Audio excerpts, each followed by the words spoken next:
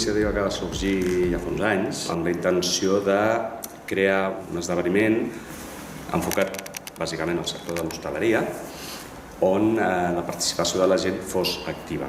És a dir, que es creés un vincle entre el consumidor final, entre el client i els restauradors, amb la idea de, primer, conèixer llocs nous, conèixer propostes gastronòmiques noves i, per altra banda, passar-s'ho bé.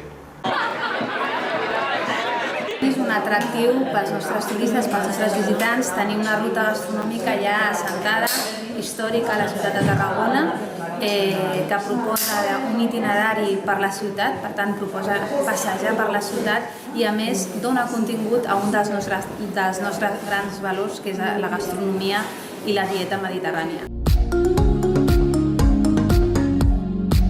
Els restauradors i els establiments ho esperen amb ganes perquè dinamitza l'activitat. És el tercer any que participem. Realment aquest any hem tingut bastant d'èxit amb l'etapa que hem escollit fer. És una bona iniciativa perquè cada vegada que es fa algun acte així, la gent surt al carrer i surt a disfrutar i a gastar-se els diners. Vaig venir l'any passat amb els meus amics a passar una nit per sopar i prendre unes cerveses i m'agrada molt aquesta iniciativa.